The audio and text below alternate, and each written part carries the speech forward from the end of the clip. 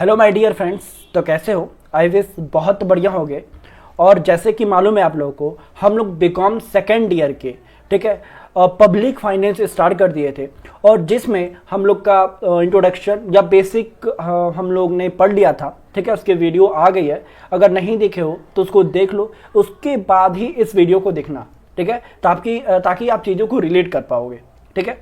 तो चलो स्टार्ट करते हैं हमारे पब्लिक फाइनेंस। जो हमारा फर्स्ट वीडियो था उसके आगे के जो हमारे टॉपिक थे उसको आगे हम कंटिन्यू करते हैं, ठीक है। तो लेट्स स्टार्ट।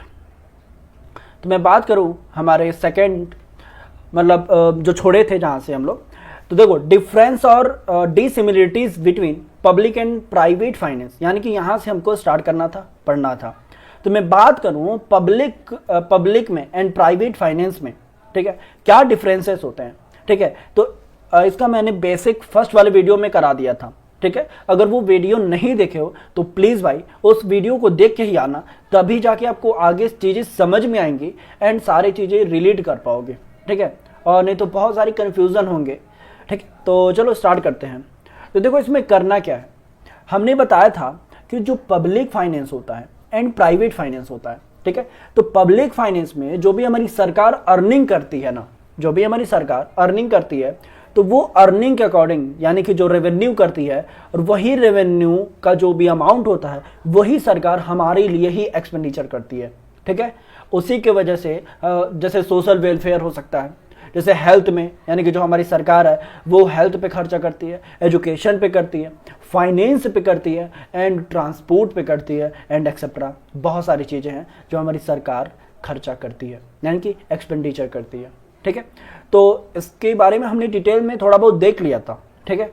तो देखो आगे स्टार्ट करते हैं। देखो क्या होता है adjustment between income and expenditure, यानी कि इन इंडिविजुअल, पहले हम पेन चेंज कर लेते हैं, ठीक है। पेन हम ले लेते हैं, रेड पेन और थोड़ा सा, ठीक है।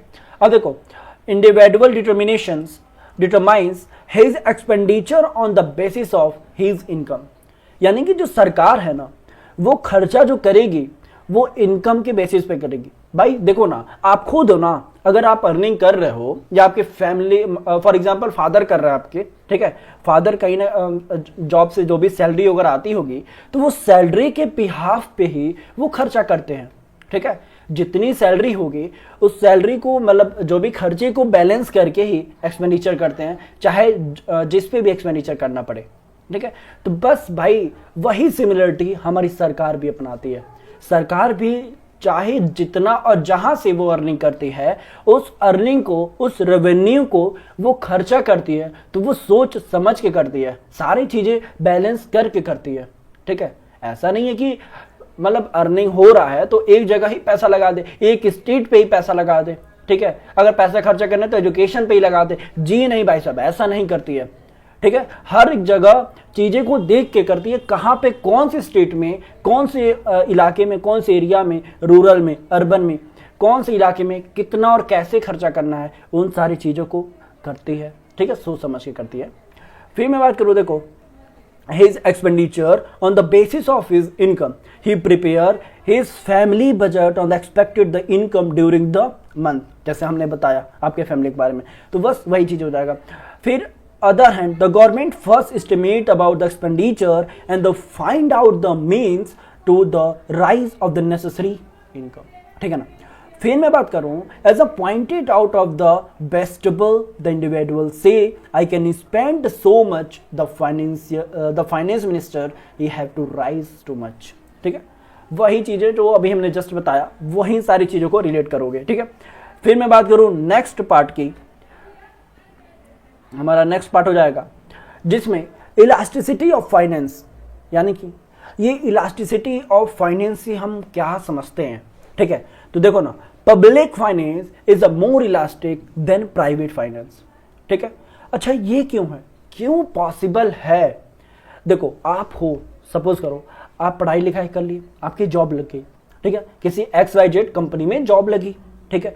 अब जो जॉब लगी है तो वहीं से ना पैसा कमाओगे, चाहे जितना 50,000 रुपये सैलरी हो गई जॉब की, ठीक है। जो भी आप XYZ कंपनी में एज अ मैनेजर तुम अपॉइंट हुए हो और तुमको जॉब लग गई है 50,000 रुपये का, ठीक है, तो भाई उस 50,000 के अलावा तुमको कोई भी किसी भी प्रकार का सैलरी या रेवेन्यू इनकम नहीं हो रहा है, ठीक है। तो भाई तुम्हारे पास एक ही सोर्स है ना, एक ही सोर्स है जहां से तुम पैसा कमा रहे हो, ठीक है, अदरवाइज कोई सोर्स नहीं है तुम्हारे पास, ठीक है। लेकिन वही सरकार है, उसके पास इतने ज्यादा सोर्सेस हैं अर्निंग करने के कि तुम गिन नहीं पाओगे, काउंट नहीं कर पाओगे, समझ रहे हो। तो ये सारी चीजें होती हैं। देखो, there is a not much scope of change in private finance while the drastically change can be made on the government finance, ठीक है। जो गवर्नमेंट फाइनेंस होती है वो चेंज कर सकती है, वो फ्लेक्सिबल होती है। वहीं पे हमारी जो प्राइवेट जो फाइनेंस होता है, यानी कि जैसे हम लोग, बाकी लोग जो होते हैं, जो एक इनकम पे वो डिपेंड होते हैं, एक जॉब पे डिपेंड होते हैं, ठीक है। तो उस मतलब जो डिपेंड होते हैं तो उनके पास ऐसा बजट चेंज करने का कोई ऑप्शन नहीं होता है, उनका बजट फिक्स होता है, समझ रहे हो। तो बस वही चीज होता है। देखो, for example, private individual can not affect any special increase in the income, ठीक है। Against the government can increase the income by the imposing the fresh tax on the people, ठीक है। तो यहाँ से भी हमारी सरकार जो टैक्सेस से भी जो भी अर्निंग होती है वो इंक्रीज होती रहती है, ठीक है। लेकिन वही हम लोग हो गए, प्राइवेट पर्सन हो गया कोई, तो उनका फिक्स होता है भाई, ठीक है। तो बस वही चीज़ें जो इलास्टिसिटी ऑफ फाइनेंस है, तो बस इन्हीं सारी चीज़ों को कंपेयर करते हैं। तो बस वही लिखा है, जो पब्लिक फाइनेंस जो होता है वो मोर इलास्टिक होता है, हाँ जी, मोर इलास्टिक होता है, ठीक है, देन प्राइवेट फाइनेंस से, अभी हमने बताया, ठीक है। तो आशा करता हूँ समझ में आ गया होगा। फिर मैं बात करूँ नेक्स्ट पार्ट की, ये होता क्या है, डिफरेंस इन ऑब्जेक्ट। हाँ भाई, सबके ऑब्जेक्ट जो होते हैं ना वो डिफरेंस होते हैं। अच्छा, ये क्यों होते हैं, कैसे होते हैं? भाई, तुम पैसे कमा रहे हो, तुम्हारे ऑब्जेक्टिव्स दूसरे हैं, हम पैसा कमाएंगे, हमारे ऑब्जेक्टिव्स कुछ अलग हैं, ठीक है। सरकार कमा रही है, उसके ऑब्जेक्टिव्स, उसके सोचने के पॉइंट ऑफ व्यू, खर्चे करने के पॉइंट ऑफ व्यू, अर्निंग करने के पॉइंट ऑफ व्यू कुछ अलग होते हैं। यानी कि हमारी इन्वायरमेंट में, हमारी कंट्री में, हमारे स्टेट में चाहे जितने लोग पैसा कमाते हैं, सबके अलग अलग ऑब्जेक्ट होते हैं, ठीक है। तुमको दुनियादारी से मतलब नहीं होते हैं। आइए हम पॉइंट पे देखें, डिफरेंसेस इन ऑब्जेक्ट, यानी कि fundamental difference in a theory, ठीक है, क्या हो जाएगा, the objectives of the private and public finance. यानी कि मैं बात करूं, डिफरेंस ऑब्जेक्टिव्स तो होते हैं प्राइवेट के, ठीक है, प्राइवेट के एंड फाइनेंस के, ठीक है। तो जो प्राइवेट जो होता है ना, उसका मेन मोटिव होता है, जो भी खर्चा करता है तो वो पर्सनल ऑब्जेक्टिव्स करता है, यानी कि पर्सनल बेनिफिट पे देखता है। अगर मैं अर्निंग कर रहा हूं, ठीक है, तो मैं अपने पर्सनल चीजों को देखूंगा ना, ठीक है। मैं दुनियादारी के बारे में मैं सोचूंगा ही नहीं, पहले मेरा बेनिफिट हो रहा है कि नहीं, हमारी फैमिली का बेनिफिट हो रहा है कि नहीं। जब आप कमाओगे, जब आप अर्निंग करोगे, अभी तो पढ़ाई कर रहे होगे, जब आप अर्निंग करोगे तो पहले अपने बारे में सोचोगे कि नहीं। दुनियादारी भाड़ में जाए, पहले भाई तुम अपने बारे में सोचोगे, लिख के दे रहा हूं, अपने फैमिली के बारे में सोचोगे। बस वही चीज होता है, बस वही चीज यहाँ पे, यानी कि जो प्राइवेट एक्सपेंडिचर है, हम पर्सनल बेनिफिट को देखते हुए, अपने फैमिली को देखते हुए हम खर्चा करते हैं। आया समझ? आया, very good. Where is the objective of the public expenditure is a social benefit. लेकिन वही हमारी जो सरकार होती है वो पब्लिक के बारे में सोचती है। हाँ जी, वो खर्चा करने से पहले ये सोचेगी कि पब्लिक को बेनिफिट होगा कि नहीं, ठीक है। उसका पर्सनली कुछ बेनिफिट हो या ना हो, पब्लिक का बेनिफिट हो रहा है कि नहीं उसके, ठीक है, उस यानी कि सोशल वेलफेयर के अकॉर्डिंग वो सोचती है और उसके अकॉर्डिंग वो खर्चा करती है, ठीक है। तो यही नॉर्मल हमारी चीजें हो जाएंगे। जो पब्लिक एक्सपेंडिचर होता है ना, वो सोशल बेनिफिट को देखते हुए, ठीक है, देखते हुए खर्चे करते हैं। फिर as a individual object always tries to save and the form to earn the profit, ठीक है। जो भी इंडिविजुअल ऑलवेज जो ट्राइज करते हैं, जो सेव करते हैं, ठीक है, वो प्रॉफिट के अकॉर्डिंग करते हैं, जो भी फॉर्म वगैरह होती हैं, ठीक है। तो but there are no such consideration of the part of the government, ठीक है, एक्सेप्ट द पब्लिक वेलफेयर, ठीक है। अब जाहिर सी बात है, कोई फॉर्म ट्राई कर रहा है कि हमारे ज़्यादा से ज़्यादा प्रॉफिट हो पाए, ज़्यादा से ज़्यादा अर्निंग हो गए, ठीक है, तो ये तो प्राइवेट में ही ना जाएगा, इससे तो सरकार का तो कोई ऐसा बेनिफिट नहीं होंगे, ठीक है। तो बस ये नॉर्मल चीज़ें हैं। However, there are some public enterprises which are run on the profit that are utilized for public welfare। हाँ जी, ठीक है। तो मतलब ये नॉर्मल चीज़ें हैं। फिर मैं बात करूँ नेक्स्ट पार्ट की, जिसका नाम है नेचर ऑफ एक्सपेंडिचर, ठीक है। तो चलो इसको आप लोग एक बार रीड कर लो, फिर आगे हम इसको भी डिटेल में देखते हैं, ठीक है, डिस्कस करते हैं। अब देखो ना, मैं बात करूं नेचर ऑफ एक्सपेंडिचर की, क्या होता है ये नेचर ऑफ एक्सपेंडिचर, ठीक है, रिलेट कर पा रहे हो? इस टॉपिक को पढ़ो, इस पूरे डेफिनेशन को पढ़ो, आप खुद रिलेट कर पाओगे, ठीक है। There are different in the nature of expenditure between the two, यानी कि जो डिफरेंस होते हैं, जो नेचर होते हैं, वो दो तरीके के होते हैं। अच्छा, कौन कौन से भाई? भैया बताइए आप। The individual expenditure is a govern by the his habit, यानी कि जो इंडिविजुअल एक्सपेंडिचर होते हैं जिसमें हैबिट्स उसमें इंक्लूड हैं, यानी कि आप हो, ठीक है, तो कुछ ऐसे हैबिट होंगे ना जो आपको रेगुलर करने को ही, मतलब उस पर खर्चा करना ही करना है, ठीक है। रेगुलर हैबिट बहुत सारे होते हैं। फिर कस्टम्स हो गया, फैशन पे हो गया, ठीक है, एक्सेट्रा। इसी तरह चाहे जितने, मतलब बहुत सारे ऐसे होते हैं, एक्सेट्रा मैं गिन नहीं पाऊंगा, ठीक है। और आपको मालूम है कितने प्रकार के हैबिट है, और सबके हैबिट अलग अलग होते हैं, है ना। ऑन द पॉलिसीज, ठीक है, नहीं, on the other hand the government expenditure depend on it's economic and social policies like removing unemployment, poverty, reducing income inequalities and providing infrastructure facility, ठीक है। तो ये सारी चीज़ें होती हैं। यानी कि देखो ना, मैं थोड़ा सा तुमको डिटेल में बताता हूँ इसके बारे में, ठीक है। यानी कि सपोज करो प्राइवेट, ठीक है, जो प्राइवेट के जो हैबिट्स, जो प्राइवेट के जो खर्चे होंगे, मान लो ये पर्सन है और ये 50,000 रुपये अर्निंग कर रहा है भाई, ठीक है। तो जब 50,000 रुपये अर्निंग कर रहेंगे तो ये तो पहले तो हैबिट्स पे खर्चा करेगा, ठीक है। सबके अलग अलग इंडिविजुअल हैबिट्स होते हैं, ठीक है।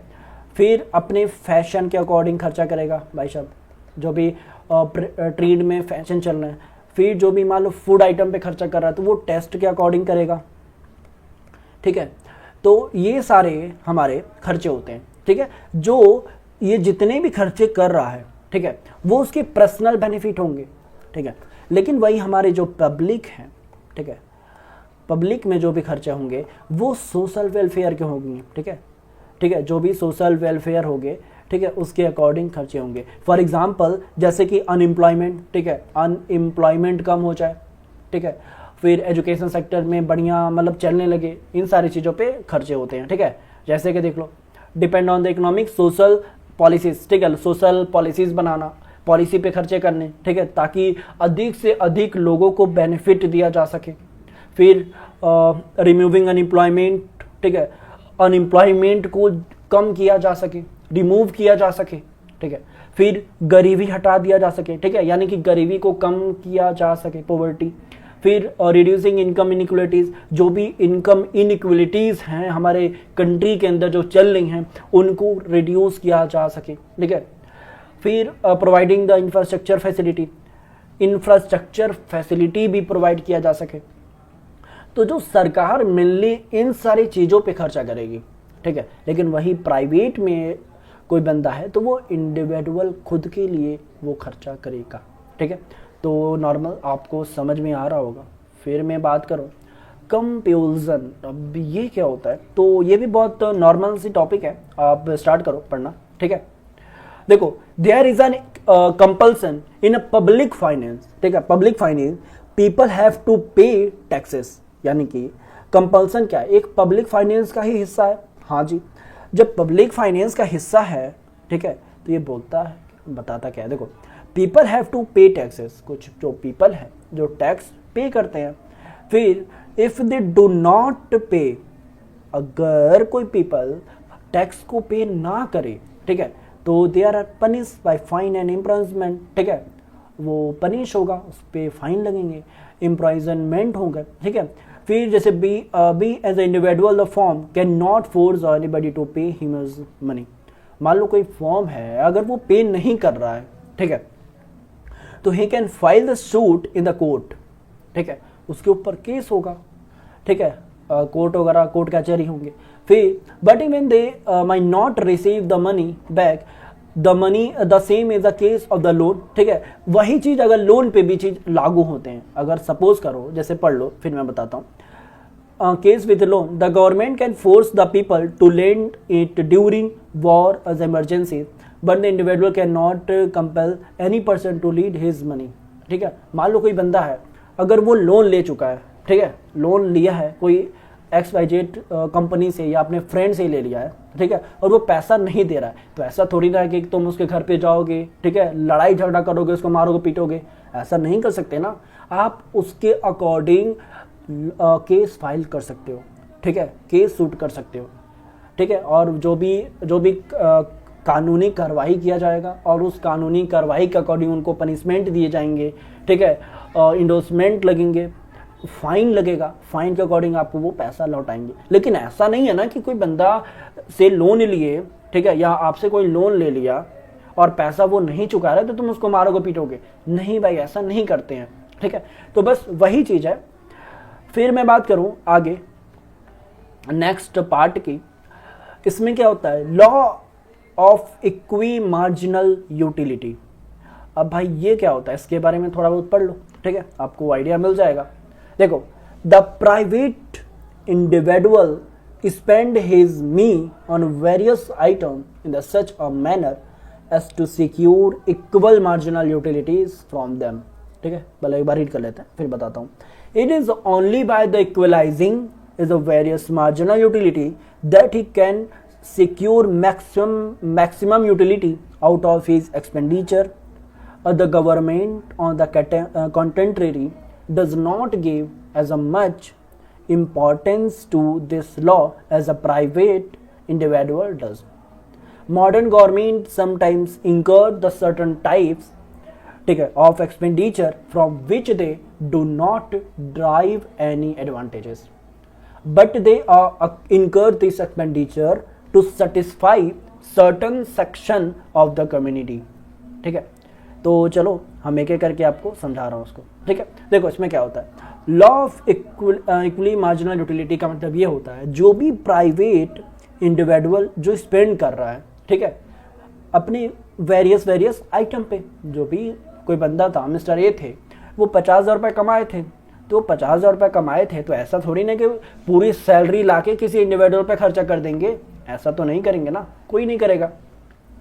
तो वेरियस आइटम पे वो स्पेंड करेंगे मनी, ठीक है, एक सच मैनर में, और वो ऐसा करेंगे ताकि एक सिक्योर इक्वल मार्जिनल यूटिलिटीज हो पाए, ठीक है। यानी कि जिस आइटम पे वो खर्चा कर रहे हैं, स्पेंड कर रहे हैं, ध्यान से सुनना, जिस खर्चे पे, यानी कि जिस आइटम पे वो खर्चे कर रहे हैं, तो उसको ये तो करेंगे ना कि हम जो खर्चा कर रहे हैं उसको यूटिलाइज कर पाए, ठीक है, यूटिलाइज कर पाओ, ठीक है। चलो हम इसका एक एग्जांपल लेते हैं नॉर्मल का, ठीक है। नॉर्मल में एग्जांपल लूंगा, आपको बिल्कुल समझ में आ जाएगा, ठीक है। तो चलो स्टार्ट करो। देखो जैसे कि मैं बात करूं, फॉर एग्जांपल आपने दुकान पे गया, हमने पेन थोड़ा सा पतला कर लेते हैं, आप एक डायमोनोज में गए, ठीक है, डायमोनोज में गए, आपको पिज्ज़ा लेना था, ठीक है, पिज्ज़ा आपको बहुत ज़्यादा पसंद है, आपने पिज्ज़ा ऑर्डर किया, ये हमारा पेन नहीं चल रहा है, ठीक है, आपने पिज्ज़ा ऑर्डर किया और ये थोड़ा बहुत टेढ़ा हो गया है, इसमें कोई दिक्कत नहीं होनी चाहिए, बस समझ में आना चाहिए, ठीक है। पिज्ज़ा ऑर्डर किया और ये जो पिज्ज़ा की जो प्राइस थी ना, वो 500 रुपीज़ थी, ठीक है, 500 रुपये का आपने पिज्ज़ा ऑर्डर किया, ठीक है, खर्चे किए, और ये लार्ज पिज्ज़ा था और आपने ऑर्डर किया। अब जब ऑर्डर किए, ठीक है, मान लो ऑर्डर किए, तो उसको आपने यूटिलाइज ही नहीं किया, यानी कि आपने एकदम थोड़ा सा टिकुड़ा खा के, यानी कि सपोज कर लो ये वाला हिस्सा खा के, इसके अलावा, और पिज्ज़ा बहुत बढ़िया था लेकिन आपको मन नहीं किया या कुछ ऐसा हो गया, आपने वो पिज्ज़ा खाया ही नहीं, ठीक है, बस थोड़ा बहुत खाया, लेकिन बाकी के जो पिज्जे थे वो आपके वेस्ट चले गए, आपने उसी तरह छोड़ दिया, ठीक है। तो वो क्या हो जाएंगे, इस यानी कि जो खर्चे तुमने 500 रुपये किया, उस 500 रुपये खर्चे का तुमने यूटिलाइज नहीं कर पाया, ठीक है, यूटिलाइज नहीं किए। ठीक है, तो बस वही चीज़ है, यानी कि जो भी प्राइवेट एक्सपेंडिचर कर रहा है पर्सनली, तो वो चाहेगा ना कि हम जितना खर्च मतलब जो भी हम खर्चे कर रहे हैं, किसी भी आइटम पे खर्चा कर रहे हैं, चाहे कुछ भी खरीद रहे हैं, ठीक है, तो हम उसको यूटिलाइज कर पाए। जितने रुपए का खरीदे तो कम से कम उतने रुपए का, जितने रुपए का हमने खरीदा उतने रुपए का ही तो कम से कम यूटिलाइज कर पाए। जैसे ये देखो, बंदा था, वो 500 रुपये तो खर्चा किया, लेकिन वो उस लेवल पे यूटिलाइज ही नहीं कर पाया, वो खाया ही नहीं, छोड़ दिया, पूरा उसका पैसा वेस्ट गया। ठीक है, उसी तरह मतलब और भी सारी चीज़ें हैं। फॉर एग्जांपल, आप गए कपड़े के शोरूम में गए, ठीक है, कपड़ा खरीद लिया, 1000 रुपये का कोई शर्ट खरीदा, और आप उस शर्ट को पहना ही नहीं, या एक बार पहना उसके बाद पहने ही नहीं, ठीक है, तो आपका क्या हुआ? पैसा बर्बाद गया। आपने उस 1000 रुपये का शर्ट को यूटिलाइज नहीं किया। बस वही चीज़ है, और वही चीज़ मैं आपको बताने की कोशिश कर रहा हूँ, समझाने की कोशिश कर रहा हूँ। यानी कि जो भी प्राइवेट इंडिविजुअल स्पेंड करता है ना वेरियस आइटम पे, ठीक है, इस सच मैनर में, तो secure the equal marginal utilities from them. It is only by the equalising as the various marginal utilities he can secure the maximum utility out of the expenditure. जो भी वो खर्चा किया है, वो ये चाहेगा कि हम मैक्सिमम यूटिलाइज कर पाए। ठीक है, the government on the contrary does not give a such importance to the law as a private individual does not. Modern government sometimes a certain type of expenditure, जो भी हमारी modern government है वो एक certain type of expenditure करती है from the हमारे जो भी मतलब एडवांटेज हो पाए लोगों को, ठीक है, ये चीज़ होती है। But they incur the expenditure to satisfy certain such of community। यानी कि हमारी सरकार जो है वो खर्चा करती है, लेकिन वो खर्चा जो भी करेगी, तो जो जिस एरिया में खर्चा की, रूरल एरिया में या कहीं भी खर्चा किए, तो वो चाहेगी ना कि उस जगह के जो लोगों को बेनिफिट मिल सके। अगर बेनिफिट ही नहीं होगा तो सरकार क्यों खर्चा कर रही है? ठीक है, बस वही चीज़ है। जैसे आप हो किसी कहीं पे खर्चा करोगे तो आप चाहोगे कि हम ज़्यादा ज़्यादा यूटिलाइज कर पाएँ। बस वही चीज़ है, सरकार अगर खर्चा करेगी तो वो चाहेगी उस लोगों को बेनिफिट मिल पाए, उस कम्युनिटी के लोगों को मिल पाए बेनिफिट। ठीक है, तो बस यही चीज़ होता है हमारा law of equi marginal utility. आशा करता हूँ आप लोग को समझ में आया होगा। ठीक है, फिर मैं बात करूँ आगे नेक्स्ट पार्ट की। नेक्स्ट पार्ट हम देखने वाले हैं प्रेजेंट एज अ फ्यूचर, यानी कि प्रेजेंट वर्सेस फ्यूचर। यानी कि ये क्या होता है, देख लो, individual is a more concern with the present need and tries to satisfy them. मतलब ये चीज होता है, मतलब कुछ लोग ऐसे होते हैं, पैसा तो अर्निंग कर रहे हैं, वो खर्चे जो कर रहे हैं, तो कुछ लोग प्रेजेंट को देखते हुए खर्चा करते हैं। ठीक है, अभी हमने बताया मिस्टर ए की सैलरी 50,000 रुपये थी, ठीक है, 50,000 रुपये थी, तो वो उन्होंने खर्चा करेंगे तो अपने प्रेजेंट लाइफ को देखते हुए करेंगे। ठीक है, लेकिन वही हमारी जो सरकार होती है वो इन जनरेशन यानी कि फ्यूचर जनरेशन के बारे में भी सोचती है और उन जनरेशन को देखते हुए खर्चा करती है। ठीक है, तो ये सारी चीज़ें हैं। तो देखो, individual is a more concern with is a present need and tries to satisfy them. Life being uncertain and short, he has an immediate gain or profit in view. On the other hand, the government is a permanent organization. ठीक है, only the ruling party change. It is a concern not only the welfare the present generation but also with future generation. ठीक है, फिर if they are the undertake and spend on the activities and the benefit future generation। यानी कि जो सरकार है वो future generation को देखते हुए खर्चा करती है, ताकि फ्यूचर के लोगों को, यानी कि फ्यूचर आने वाले फ्यूचर के जो भी बच्चे होंगे, जो भी लोग होंगे, उनको सेटिस्फैक्शन, उनको मतलब बोले तो वेलफेयर प्रोवाइड कर सके, उनको बेनिफिट दे सके, उनको बेनिफिट प्रोवाइड किया जा सके एजुकेशन में, हेल्थ में, ट्रांसपोर्ट में, यानी कि बाकी सारी चीज़ों में उनको हेल्थ मिल पाए। और प्रेजेंट लोगों को जो मिल रहा है वो तो मिल ही रहा है। ठीक है, तो ये सारी चीज़ें हो जाती हैं। जैसे कि देख लो, सरकार अगर कहीं ओवरब्रिज बना रही है, रोड बना रही है, तो ऐसा नहीं ना वो बनाएगी कि ये सोच के कि ये 6 महीना में 1 साल ही चलाना है, 5 साल ही चलाने हैं, ऐसा नहीं ना होता है। वो आगे 20 साल 50 साल वो सोच के खर्चा करती है। कहीं भी बड़े प्रोजेक्ट हो गए तो वो खर्चा करेगी, तो आने वाले 50 60 सालों को देखते हुए, सोच को, फ्यूचर को देखते हुए वो खर्चा करती है। तो बस वही चीज़ हो जाएगा हमारा प्रेजेंट वर्सेस फ्यूचर। ठीक है, तो आशा करता हूँ समझ में आ रहा होगा आपको। नेक्स्ट पार्ट में बोलूँ 8 की, नेचर ऑफ बजट। अब ये बजट जो होते हैं उसके क्या और कितने नेचर होते हैं देख लो। A surplus budget is always good for the private individual. ठीक है, जो सरप्लस बजट होते हैं वो गुड होते हैं, बहुत बढ़िया होते हैं प्राइवेट इंडिविजुअल से। अब ये कैसे? Being the surplus budget my not a good and for the government, it implies 2 things. यानी कि जो सरप्लस बजट होते हैं, ठीक है, वो गवर्नमेंट के बिहाफ पे ऐसा कुछ खास नहीं होता है, कुछ बढ़िया नहीं होता है, गुड नहीं होता है। द गवर्नमेंट लिविंग, ठीक है, levying more taxes on the people is necessary. यानी कि जो भी हमारी गवर्नमेंट है वो लिविंग करता है, ठीक है, लिविंग हो जाएगा जो मोर टैक्सेस लगते हैं ऑफ द पीपल पे, जो पीपल देन नेसेसरी। फिर the government is not spending as much of the welfare. यानी कि मैं इसको इरेज कर लेता हूँ, ठीक है, उसी तरह मैं बता दे रहा हूँ क्योंकि आप लोग को दिख नहीं रहा होगा रेड पेन से। Such more the welfare of the public it as it should. फिर can I support the deficit budget to meet the situation created by depression. ठीक है, डिप्रेशन हो गए। Further the government budget is pass the parliament. यानी कि हमारी जो government budget होती है वो पार्लियामेंट पास करती है। ठीक है, and but the budget is individual और form is private affair without any controlling authority.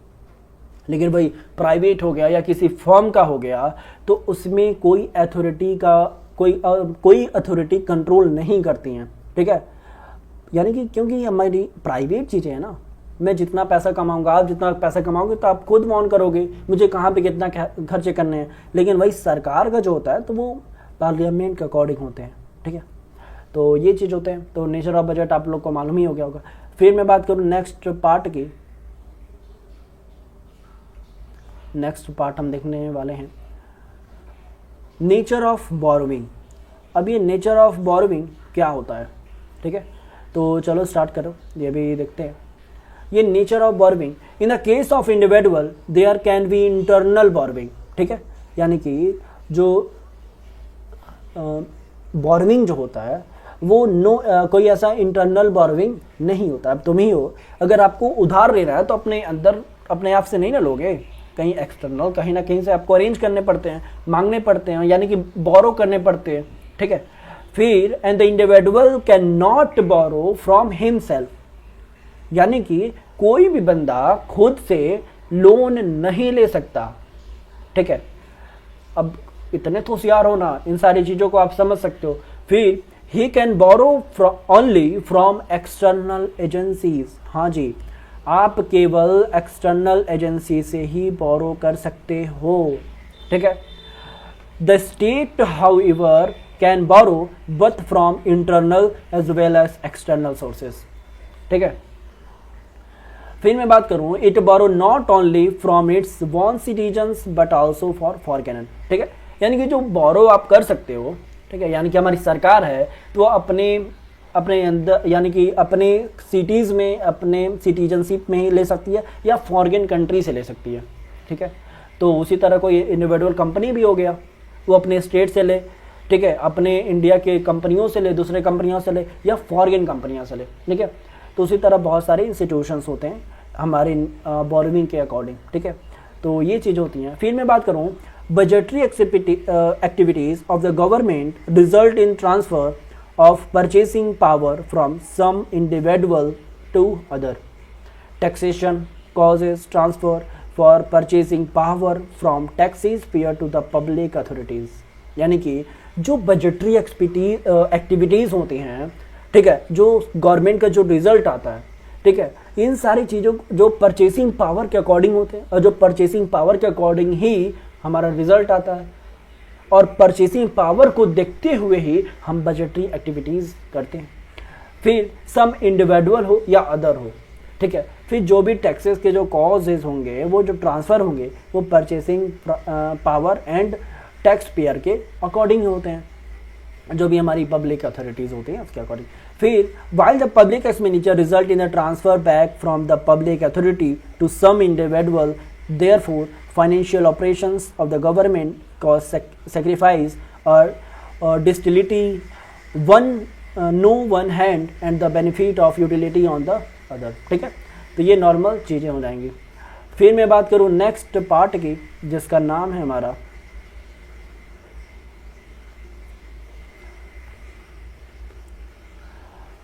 और हमारा लगभग इसी के साथ हमारी ये पूरी टॉपिक कंप्लीट हो गया है। ठीक है, 9 ही टॉपिक थे। लो एक बार और रिवीजन कर लेते हैं।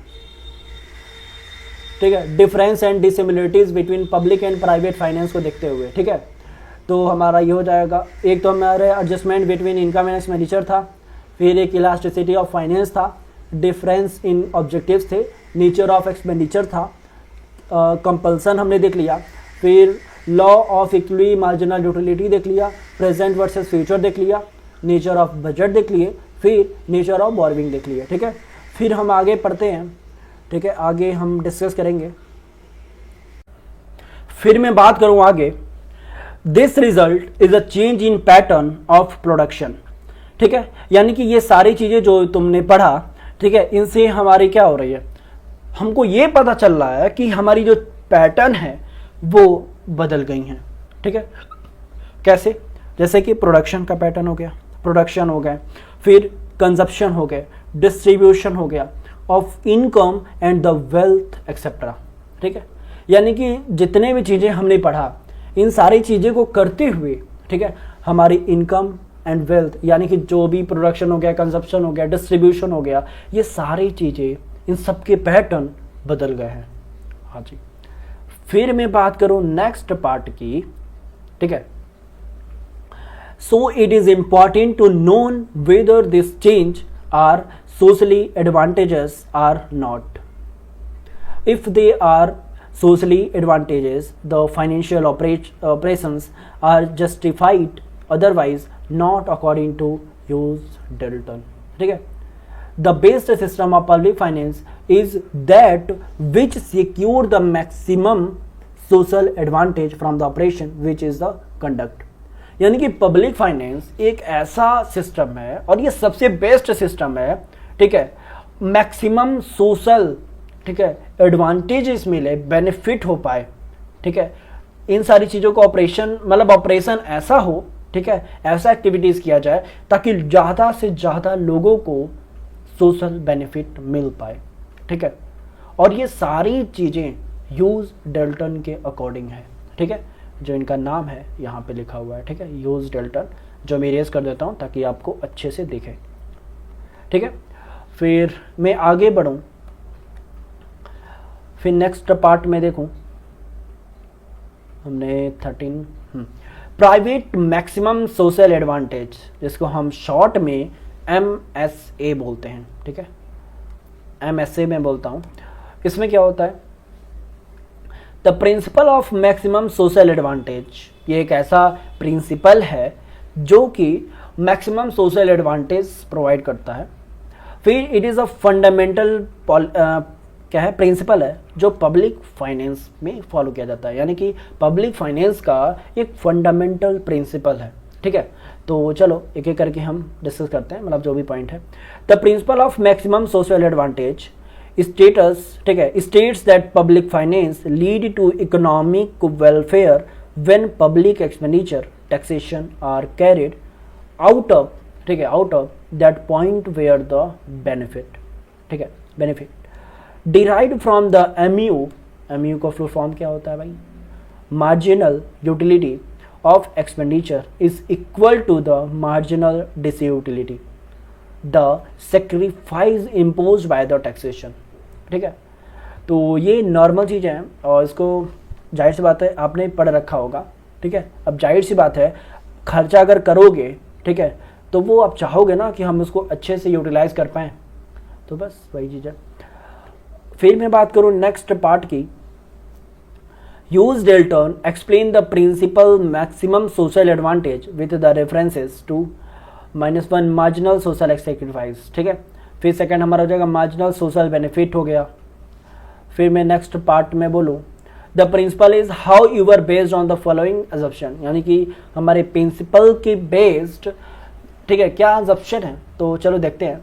All the taxes result in sacrifice and all public expenditure lead to benefits, ठीक है, जो जितने भी टैक्सेस हैं, जो भी रिजल्ट इन जो भी सेक्रीफाइस हुए हैं, तो all public expenditure lead to benefit वगैरह होना चाहिए। फिर मैं बात करूं, public revenue consist of only taxes and no other sources of income to the government, ठीक है। फिर the government has no surplus और deficit budget but only balanced budget, ठीक है, तो ये सारी चीजें हो जाएंगी।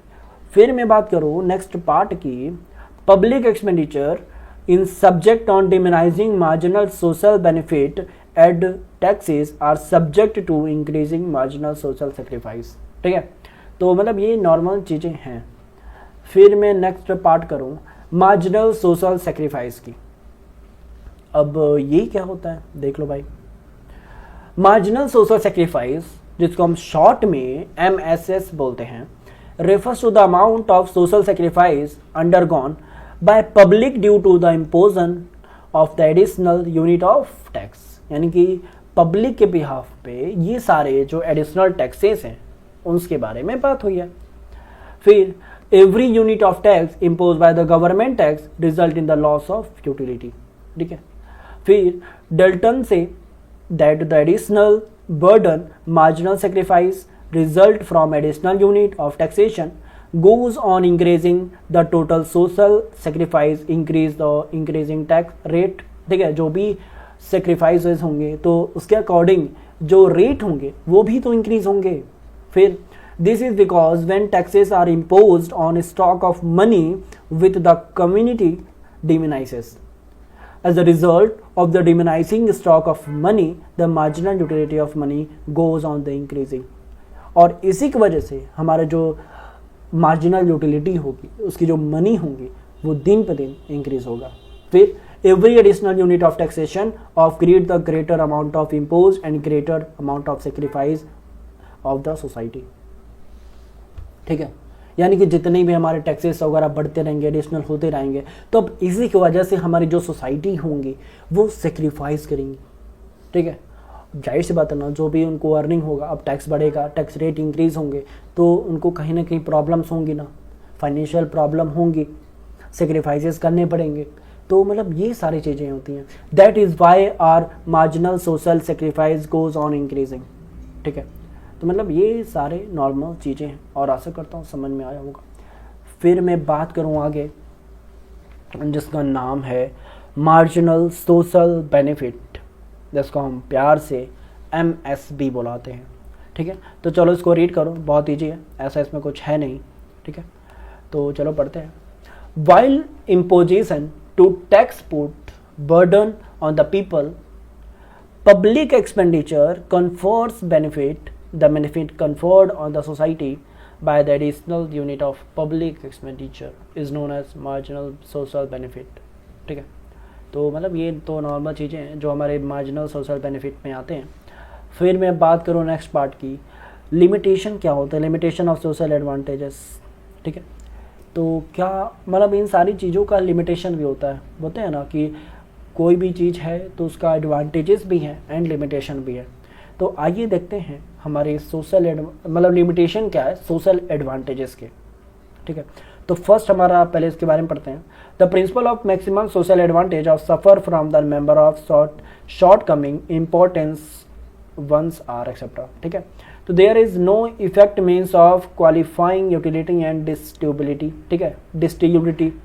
फिर equating of marginal utility and distributability speaking to the society of the whole not for individual members, ठीक है, यानी कि जो भी चीज़ें होंगी, जो भी मार्जिनल यूटिलिटीज़ होंगी वो पूरी सोसाइटी के लिए होंगी, पूरी होल सोसाइटी के लिए होगी, ऐसा नहीं होगा कि इंडिविजुअल मेंबर के अकॉर्डिंग हो society. So there are no possibility that for some individual marginal utility of public expenditure might be higher the lower rate of marginal distributivity of taxation. This raises of question of distribution of equity. The marginal utility and distributivity should be divided among the individual member of society, ठीक है। यानी कि जो भी marginal utility होगा, जो उसके डिस्ट्रीब्यूटिविटीज़ होंगे, तो वो डिवाइड किया जाएगा। तो जो भी मेंबर होंगे सोसाइटी के अंदर इंडिविजुअली लेवल पे डिवाइड किया जाएगा। ठीक है, तो आशा करता हूँ कि सारी चीज़ें आपको समझ में आ रही होंगी। फिर मैं बात करूँ थर्ड पार्ट की, the basic weakness of the principle on tax is give the rather concentrate standard by which the efficiency of various expenditure programme can be. ठीक है, तो मतलब ये नॉर्मल चीज़ें उठाएंगे। फिर मैं बात करूँ the utility of public expenditure is the micro issues यानी कि मैक्रो इशूज, यानी कि जो पब्लिक एक्सपेंडिचर है ना, तो वो एक बड़ी लेवल पे एक्सपेंडिचर है, यानी कि बड़े लेवल पे प्रॉब्लम्स हैं, इशू हैं।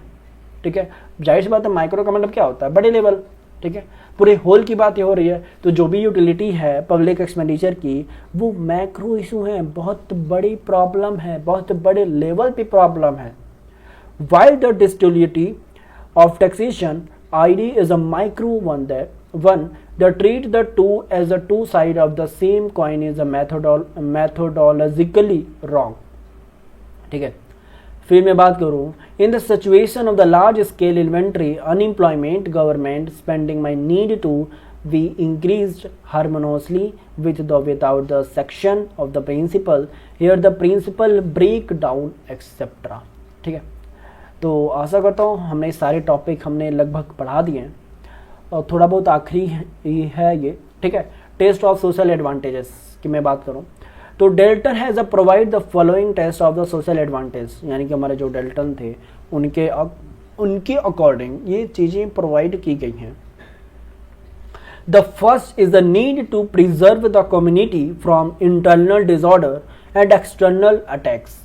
ठीक है, जो भी जो नीड है, जो प्रिजर्व किया गया कम्युनिटी के अकॉर्डिंग और इंटरनल डिसऑर्डर्स के अलावा, ठीक है, जो एक्सटर्नल अटैक्स हैं, जैसे कि here is assume that the societies with ठीक है pressuring it is not to strictly economic test of social advantages, yet it is true that no society can progress without peace। ठीक है, यानी कि इस जो भी चीज़ें हैं, जो इकोनॉमिक टेस्ट है, अगर स्ट्रॉकली फॉलो नहीं किया जाएगा, जो सोशल एडवांटेजेस हैं, ठीक है, तो ऐसा कोई जो प्रोग्रेस वगैरह होगा तो वो विदाउट पीस के अकॉर्डिंग होगा।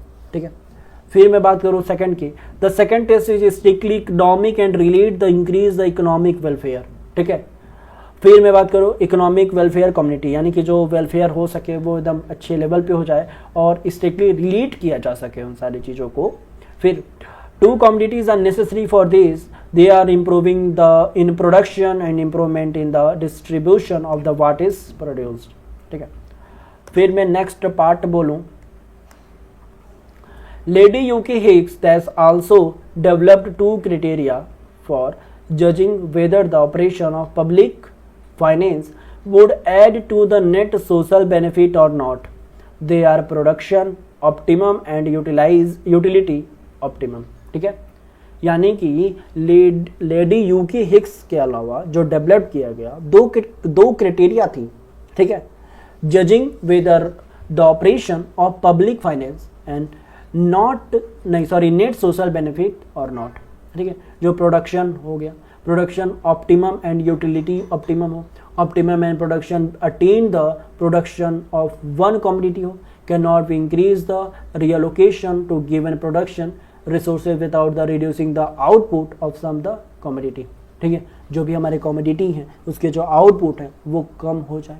फिर utility optimum is achieve when the location of national product can not increase the total satisfaction of the commodity. ठीक है, जो भी नेशनल प्रोडक्ट हैं वो कैन नॉट, यानी कि इंक्रीज ना हो जो भी हमें टोटल सेटिस्फेक्शन हो ऑफ द कमोडिटी का। ठीक है, तो ये सारी चीज़ें हैं।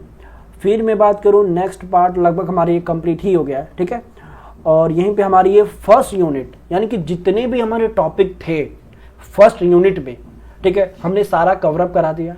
इससे बाहर क्या आपके एग्जाम में नहीं आएगा। ठीक है, और ये सारी चीज़ें आपको अच्छी हो रही हैं तो हमारा बैच, ठीक है, बैच लॉन्च हो गया है। जाओ और एकदम सिस्टमैटिक मैनर में, ठीक है, अपनी पढ़ाई करो और अपने एग्जाम में, ठीक है, सेमेस्टर में टॉप करो। ठीक है, तो चलो आज की हमारी जो वीडियो है यहीं पर आने वाली है, हमारी नेक्स्ट सेकेंड यूनिट स्टार्ट करेंगे, ठीक है, वो भी वीडियो आ जाएगी, ठीक है। Thank you for watching this video.